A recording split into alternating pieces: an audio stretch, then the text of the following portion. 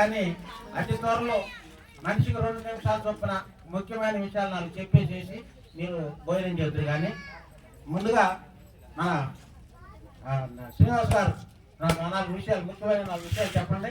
చెప్పేసేస్తే లాస్ట్లో కొద్దిగా నాకు చెప్తా, చెప్పేసేసి క్లోజ్ చేస్తాం. పాపం ఆకలి మీద ఉన్నాను. 2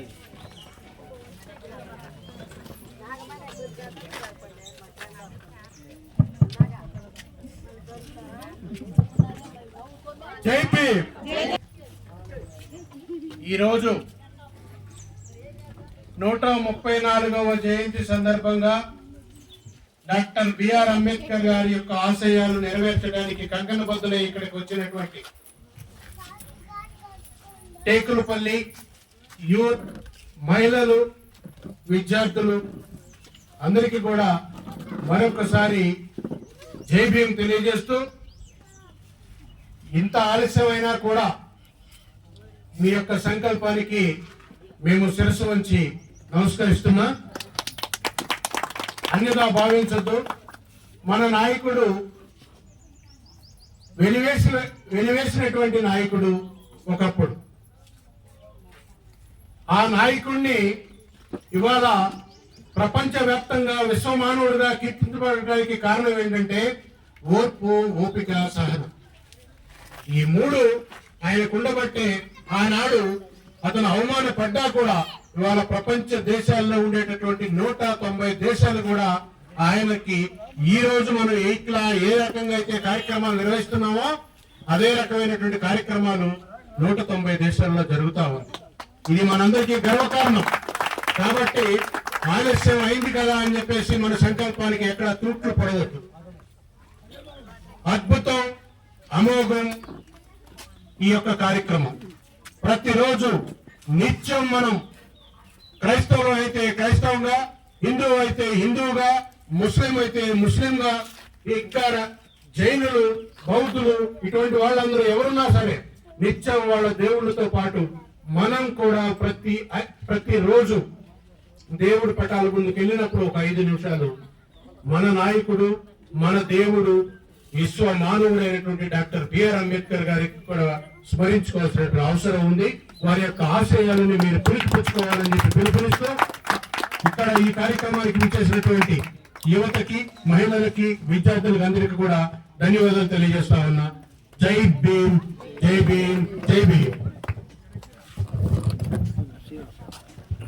శ్రీనివాసరావు గారు వేదిక మందికి మరొకసారి ధన్యవాదాలు తెలుపుకుంటూ, ఇంకా రానివారు ఉంటే కొంతమందికి అన్ని కులాలు చేసేది, ఒక కులమే కాదు అన్ని కులాలు. ఎందుకంటే ఈ రాజ్యాంగమే లేకపోతే మనం లేము. బడుగు బలహీన వర్గాలు లేవు. ఆ రాజ్యాంగం రాసింది కాబట్టి మనం ఇవాళ రోడ్డు మీద నడవగలుగుతున్నాం. ఎందుకంటే పెనుబల్లి, బియ్యం మంజర ఎక్కువ కదా, అక్కడ మాకు 10 అయింది. 10 అయిన తర్వాత మళ్ళీ కాంతి నుంచి కర్రలపాడు వచ్చాం. వాళ్ళు ఒక 400 మంది దాకా పోయి అన్నదాన కార్యక్రమం పెట్టారు. వారి సంస్కృతితో మనం చాలా టైం అయింది. కానీ మీరందరికీ ఓపిక ఉన్నందుకు మరొకసారి ధన్యవాదాలు తెలుపుకుంటూ జై భీమ్, జై భీమ్, జై భీమ్. అందరికీ జై భీమ్లు. ముందున్న పెద్దలు, మొత్తం యూత్ ఇంత మంచిగా ఇంత కార్యక్రమాన్ని ఇంత టైంలో కూడా ఈ విధంగా చేసినందుకు చాలా వందనాలు తెలియజేస్తున్నాం.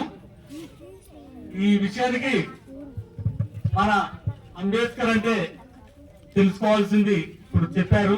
ఈ 134వ జయంతిని ఈ భోజనాలు ఏర్పాటు చేశారు, మరి లేదో తెలియదు కానీ ఈ ఆకలితో ఉంటున్నారు. పులిహారనా? పులిహార.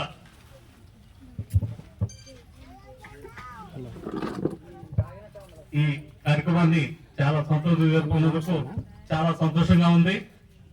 ఈ ఎన్ని పొద్దుటి నుంచి ఇక్కడ వరకు ఇప్పుడు ఇక్కడికి వచ్చేసరికి ఈ టైంకి దగ్గర 2:30 అయింది టైము. ఈ విషయాలన్నింటినీ కూలంకషంగా ఇప్పుడు చెప్పి ఉన్నారు. వాళ్ళందరికీ చాలా హ్యాపీ. జై భీమ్, జై భీమ్, జై జై జై భీమ్. సంతోషం.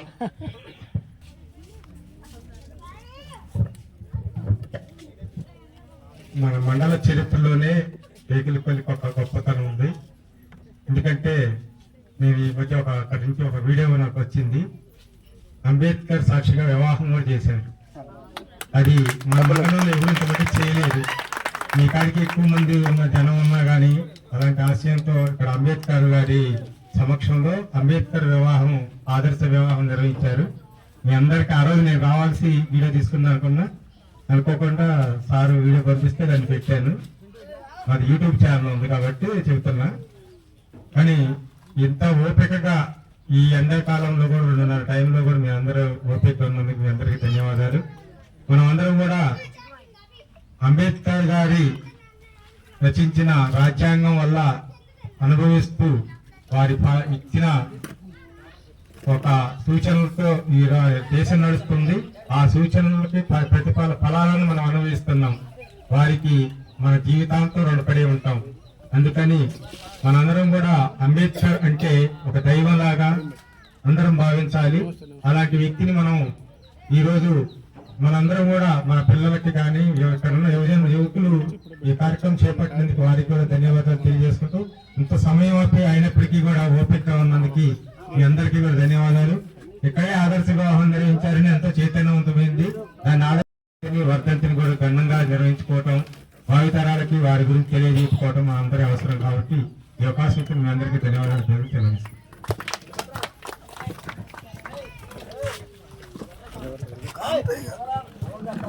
మిత్రులారా, మన టేగిపల్లి గ్రామం నుంచి అంబేద్కర్ యూత్ అసోసియేషన్ తరఫున మరి అంబేద్కర్ నగర్ నుంచి, ఇది అంబేద్కర్ నగరమే, అంబేద్కర్ నగరం పెట్టుకోవాలి.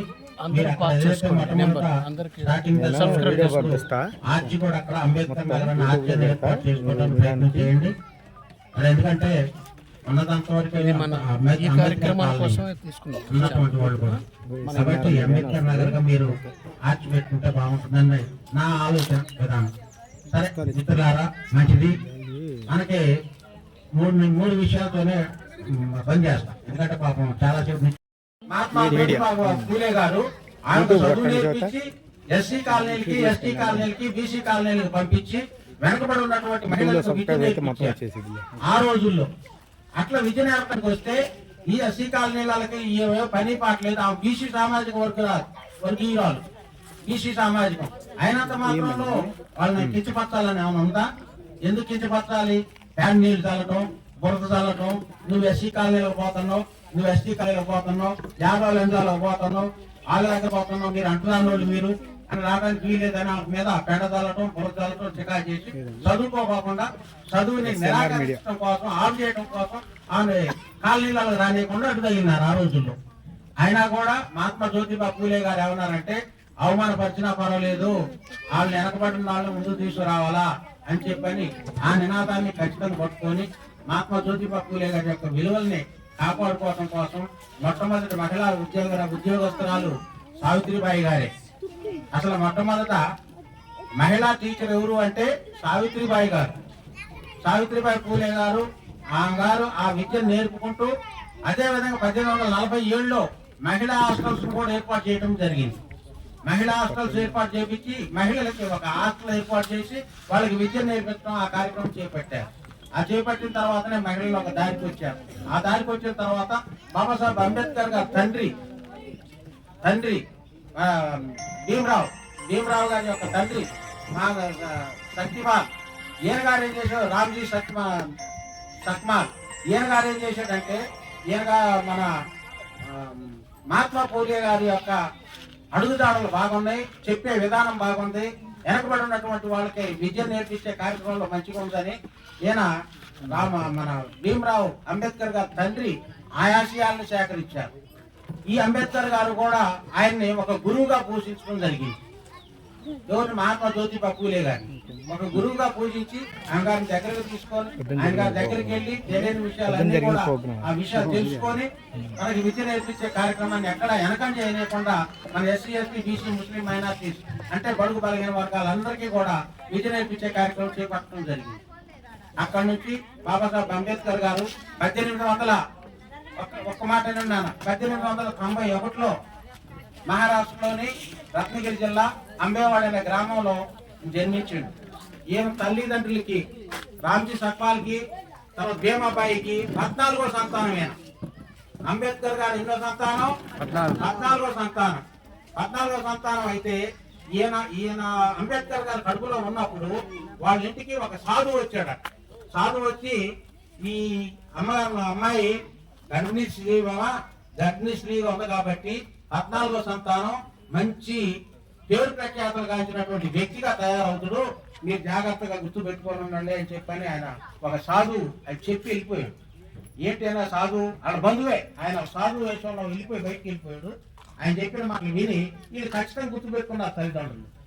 ఈయన పుట్టడం మన భారతదేశానికే 142 కోట్ల జనానికి వెలుగునిచ్చింది మహానుభావుడు అంబేద్కర్ గారు.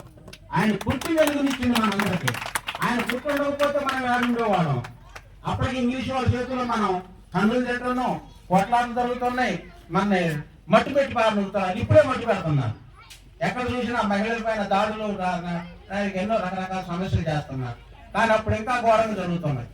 అటువంటి టైంలో ఈ మహానుభావుడు పుట్టి మనకు వెలుగునిచ్చి ఆయన అవమానాలు పాలై బయటకు పోయిన అవమానమే, బయటకు పోయిన అవమానమే, ఊళ్ళోని అవమానమే.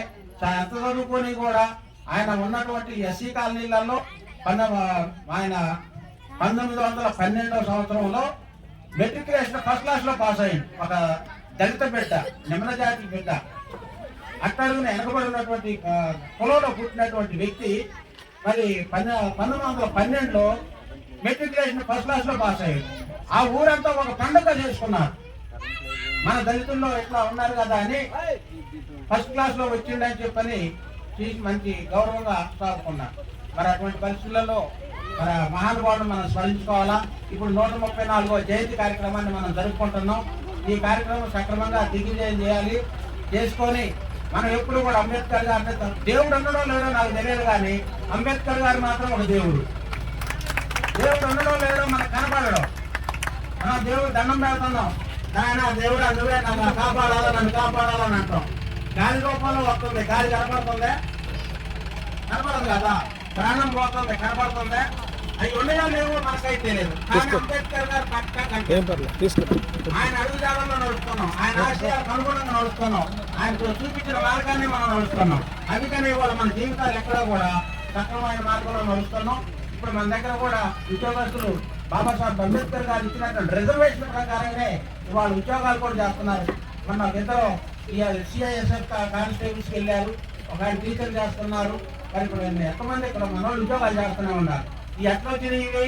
రిజర్వేషన్ ప్రక్రియను బట్టి వచ్చింది. బాబాసాహెబ్ అంబేద్కర్ గారు చూపించినటువంటి మార్గాన్ని బట్టి వచ్చినాయి ఈ ఉద్యోగాలు కూడా. లేకపోతే వాళ్ళకి ఉద్యోగాలు వచ్చాయా? ఇప్పుడు మోదీ గారు కూడా అదే చేస్తున్నారు. ఈ రిజర్వేషన్ ప్రక్రియ తీసి పారడానికి ప్రయత్నం చేస్తున్నాడు. ప్రైవేటీ రంగాన్ని కూడా చేసి పారడం చేస్తున్నాడు. ప్రైవేటీ రంగంలో మనకు అవకాశాలు దొరకవు, మనకు ఉద్యోగాలు రావు, మనం పాల్గొనవలసిన అవసరం ఉంది.